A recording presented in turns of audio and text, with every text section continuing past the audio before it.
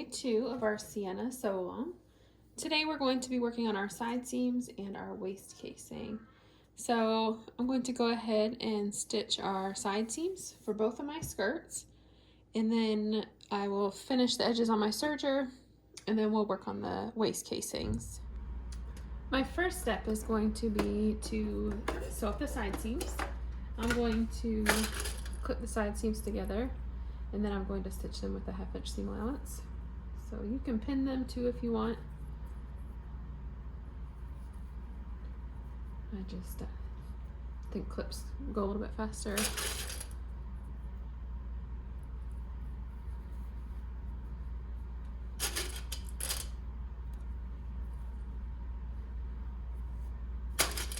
And I'm not placing a ton of clips.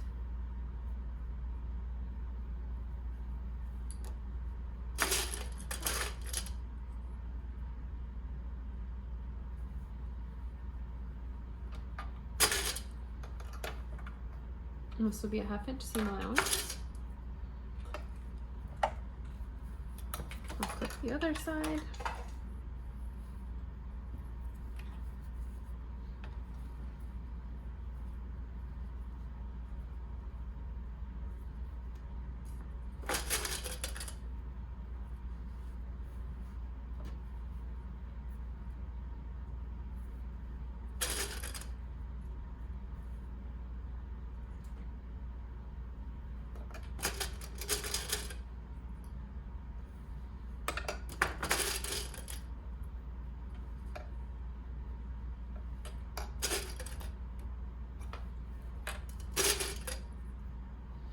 All right, and I'll go ahead and stitch that up.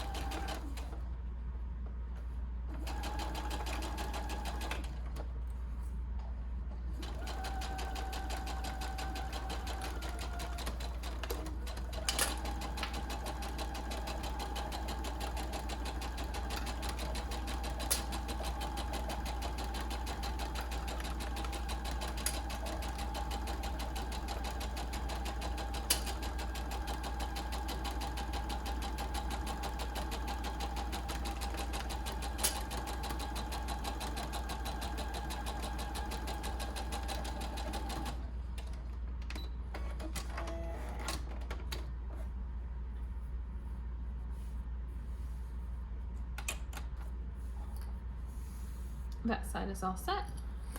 Flip it around and stitch up the other side.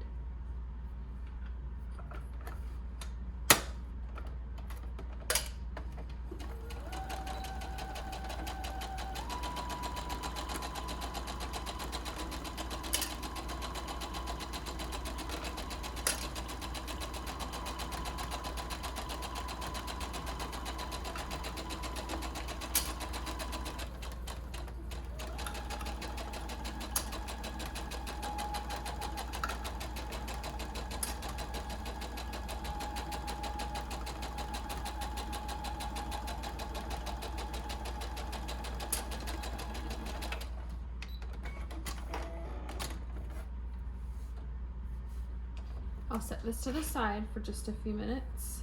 After I sew up my other side seams, I'll take it over to the serger so I can finish that up.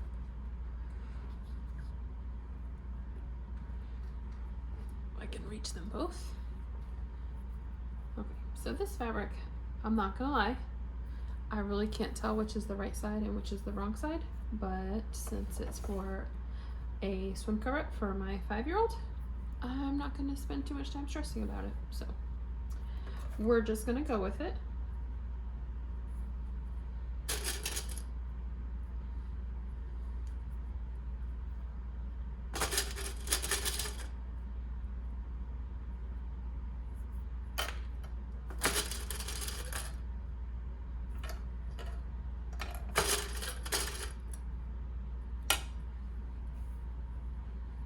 Flip it around,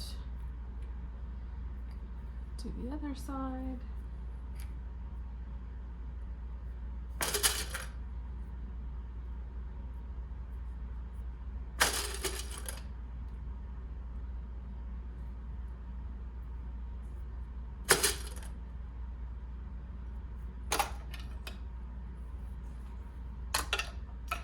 We'll stitch that up with a 1/2 inch seam allowance.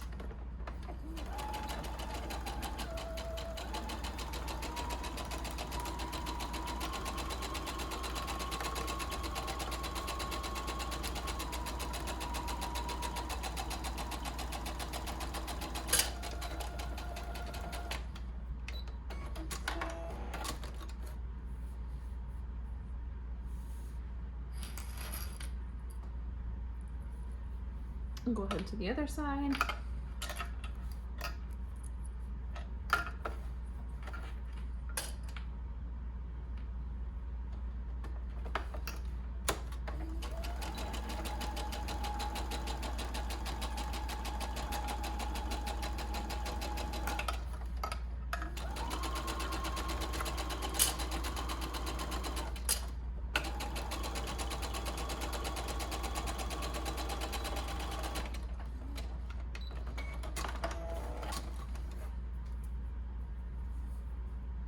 Now we'll head over to the serger to finish our side seams and our waist seam. You can also check out our Wovens 101 blog post for a lot of tips on finishing your seams if you don't have a serger or don't prefer a serger.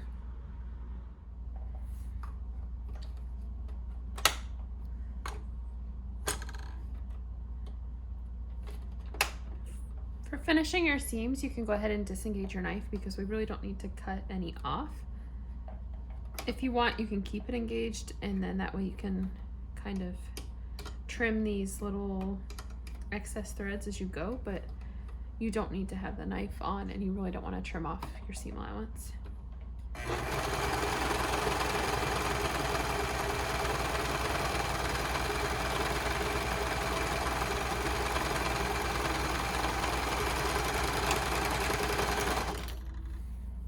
That gives you a finished edge for your seam.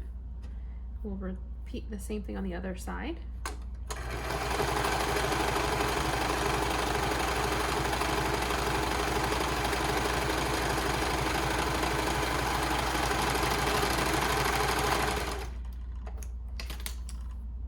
And then I'm going to repeat that again for the waist seam, or the waist opening rather.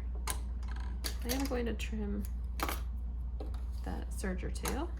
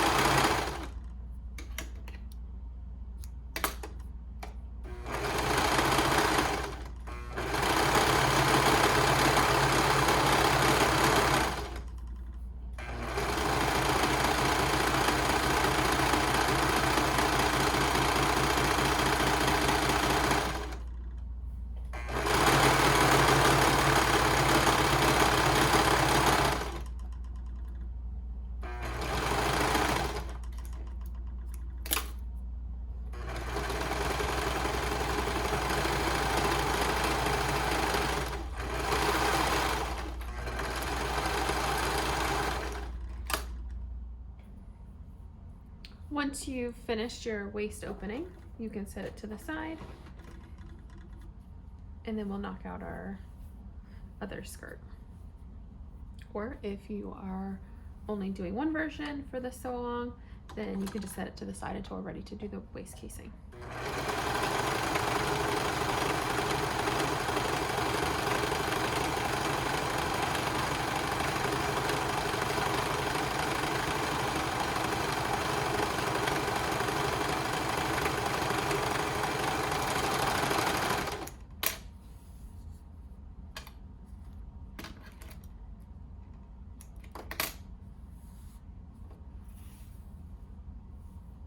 To the other side.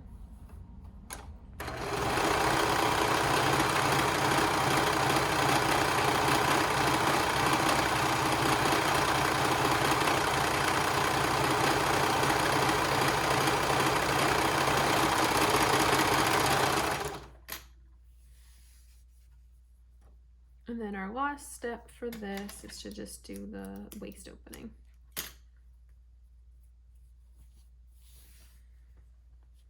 Make sure if you're doing a version like the high-low that you do the right end, the right side.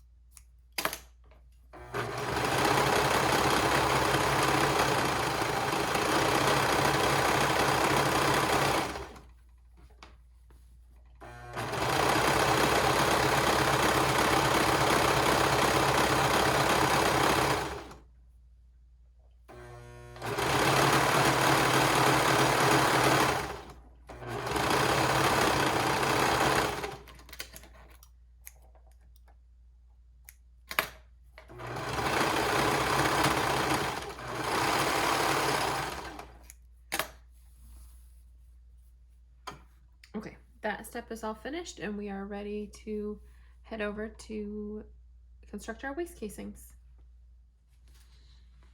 This next part is a little bit labor intensive and somewhat tedious, but it is important to get the most professional finish possible. So you can see on this one, I did already do a memory press. Maybe you can't see it. Oh, you can kind of see the crease there. So the nice thing is for this back side, I can just fold it back over. And then that will make this opposite side a little bit easier as well. I made notes for where to put my stitch lines because I knew I wouldn't remember them off the top of my head.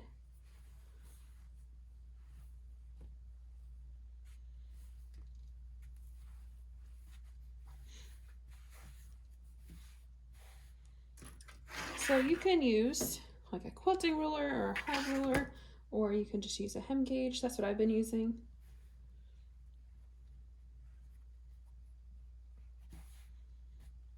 And then I just kind of measure it as I go. And then once I get a couple inches or so, then I press it. And then we move on.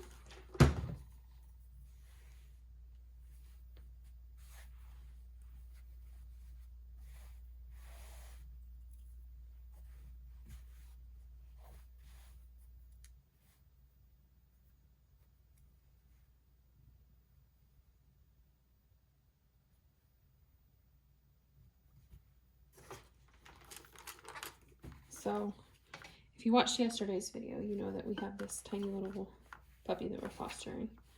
I cannot even tell you how many times he unplugged my iron. He just kept coming over and grabbing it and pulling it out of the outlet. So I was trying to have the kids entertain him to make sure that he didn't knock the iron over on himself.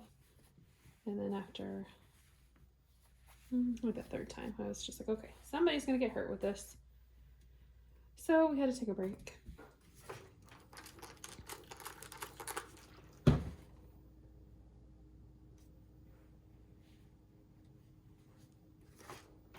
And now he's laying under the sewing table, so you'll probably see him run out at some point. I actually keep waiting for him to step or lay on one of my petals, but he hasn't yet. So we'll see. Maybe he won't. Okay. So I made my first marking. Well, not my marking really. I did my first press, my first sort of fold, I guess you could say, 2 inches down for the ruffle waist. So my first line will be 1/2 inch down from the top, and then it will be 3/4 of an inch down from that, and then 3/4 inch down from that as well. So I'm actually going to use a washable marker. I didn't have a fabric marker, but this will come out no problem.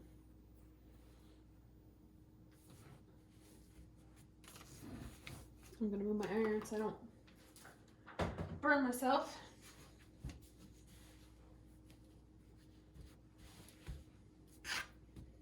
And we'll do our 1/2 inch down.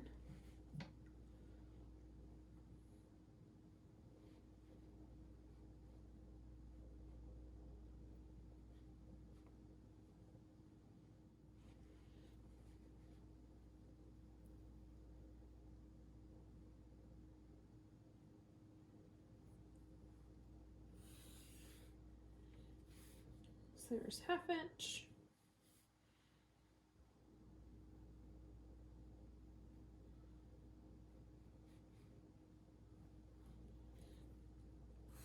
Three-quarters down from that.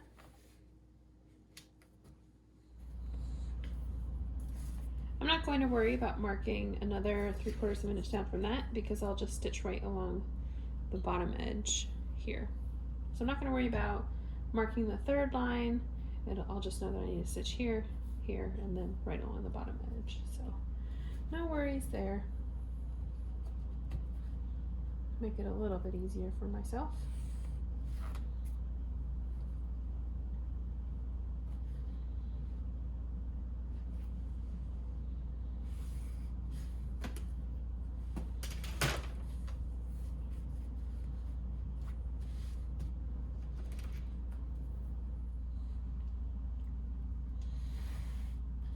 Do take your time to make sure that your markings are accurate. I know it can be tedious and you want to just kind of be done with it, but it will pay off in the long run.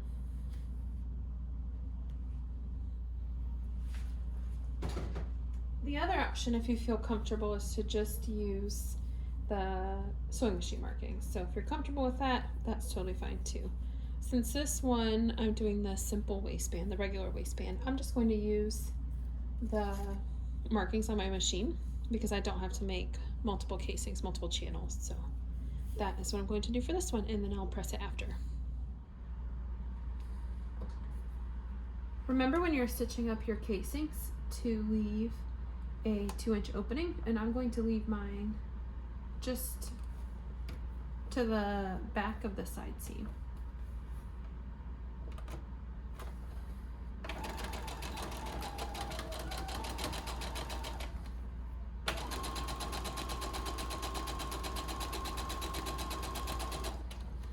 And we'll stitch right along the lines that we marked already.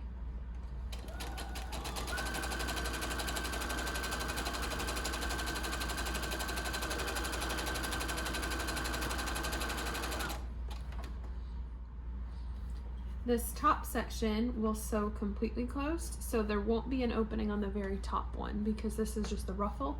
There won't be any elastic that goes in the very top row.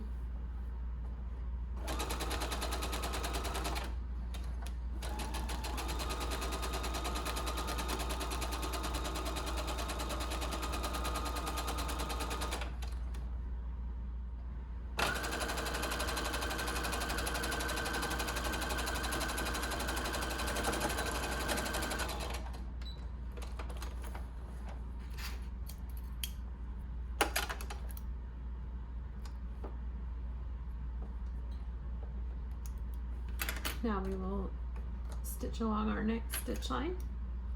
And that's 3/4 of an inch down from the first stitch line. And this will be for your first row of elastic.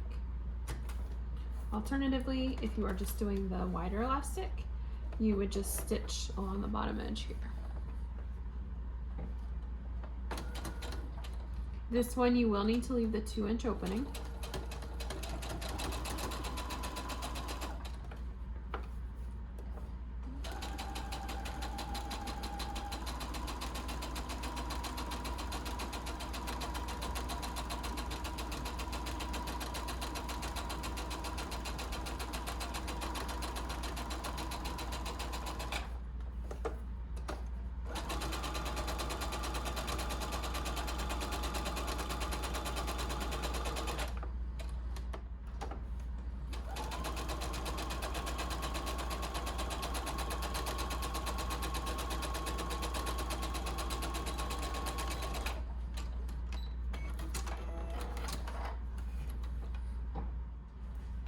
For the last stitch line, I'm just going to stitch right along the bottom edge of the waist opening.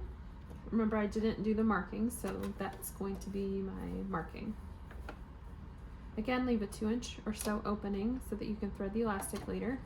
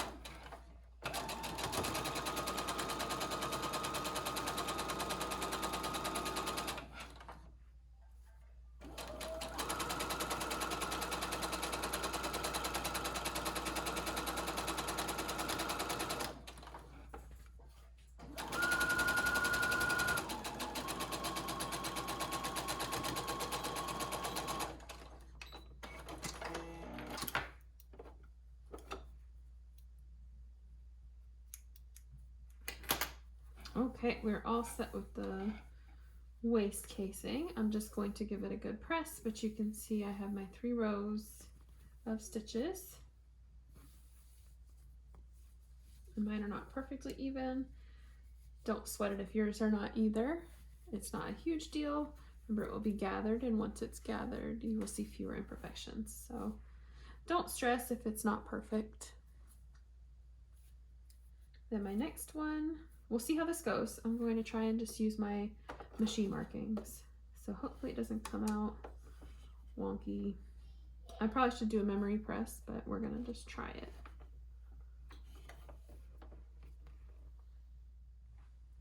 Don't forget again to leave a 2-inch or so opening to thread your elastic through.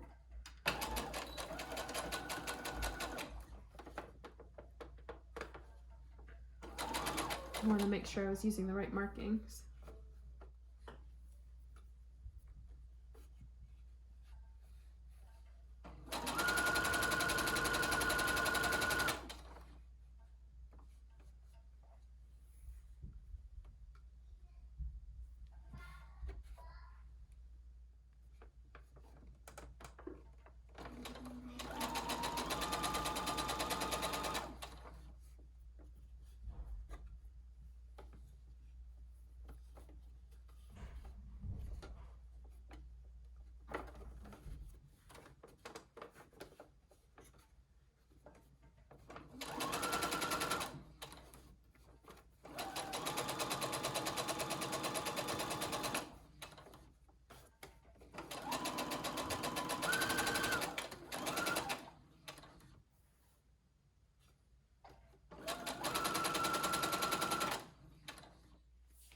Our last step for day 2, I'm just going to give my waist casings a quick press.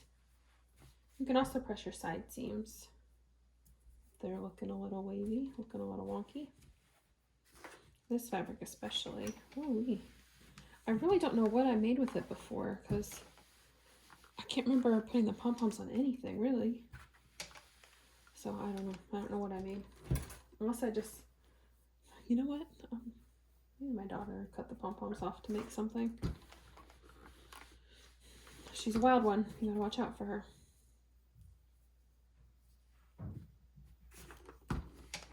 That's not nice. I really shouldn't blame her if I don't know, but it just seems fitting, you know?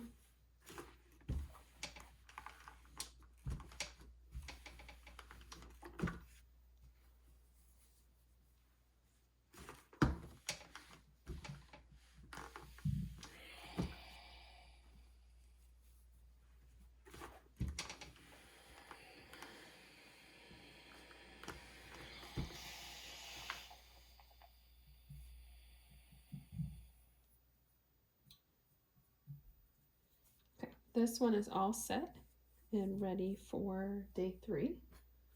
And now I'm just going to give this waistband a press.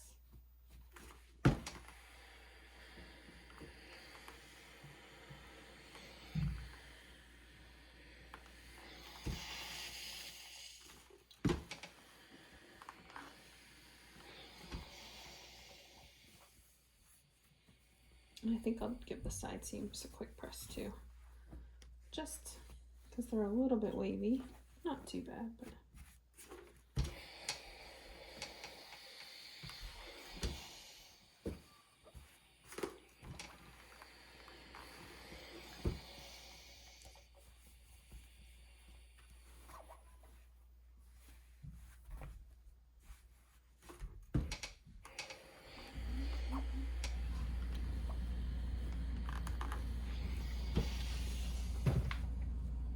All right, once you have pressed, that is it for day 2, and we will see you back tomorrow for day 3.